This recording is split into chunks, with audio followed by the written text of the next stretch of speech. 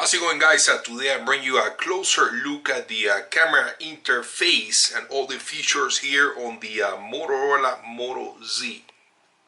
Okay, amigos, let's go ahead and remove the case so I can show you better how the camera looks like on the back. This phone is so thin.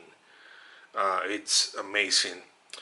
Alright, so what are the specs on this camera? So we have a 13 megapixel rear camera. With f1.8 aperture laser autofocus optical image stabilization. As you guys can see, dual LED tone flash. Also HDR face detection, autofocus, touch to focus, panorama. You can also do video in 4K, 1080 at 30 frames and 1080 at 60 frames, which I love. And as far as the front-facing camera, now we have a 5 megapixel front-facing camera. The aperture is f2.2. The sensor size for the camera is at 1.4, and LED flash also for the front-facing camera. Super nice, and it can record video in 1080p.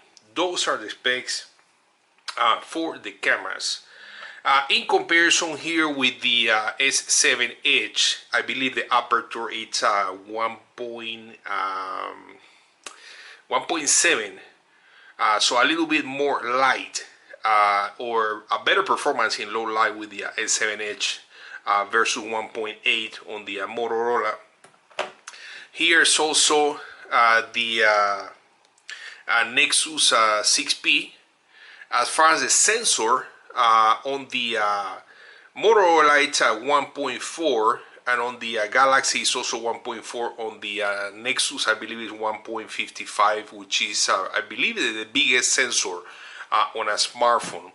So let's take a look here at the camera interface. So the first thing that I want to show you is how to access to the camera. Obviously you can click on the icon here, or we can go ahead and check the phone in order to get access to the camera.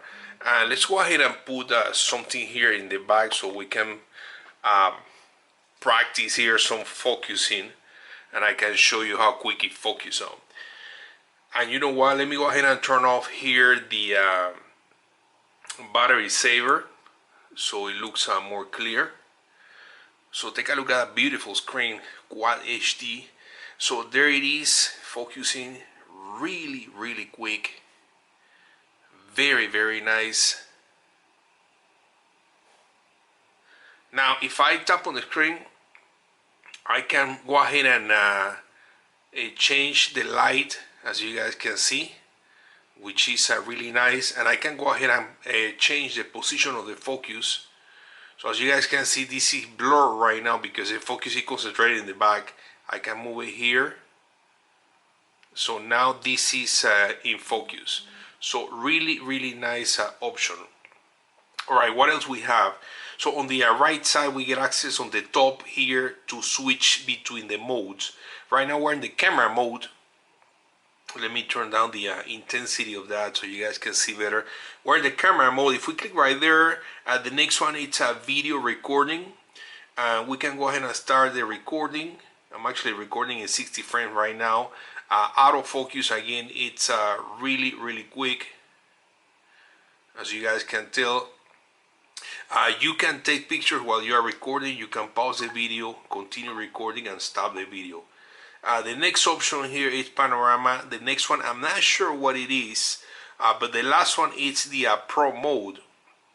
Just like the Galaxy phone, Samsung, or LG, or even now HTC, you can control all of these things manually. So take a look at this. So it gives you options to control everything: the ISO, saturation, autofocus.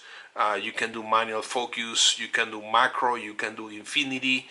You know, bunch of different things. So really good job with the providing the professional mode here on the interface on the Moto Z. So we go back here to the auto mode.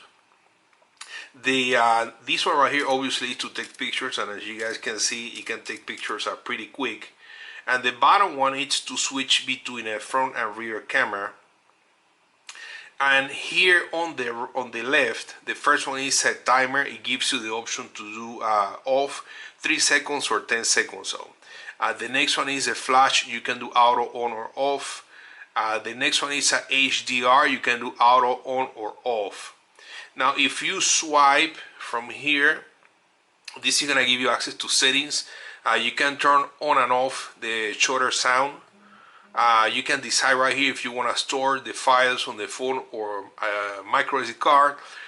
Quick capture, that's to check the phone in order to start the camera. Location. The next one is the photo and video size. Right now I have it in the 4:3 aspect ratio, 30 megapixel. If you want to do full screen, you can go down to 9.7, and that's gonna give you the full screen. Shutter type, you can either do the bottom or you can tap anywhere.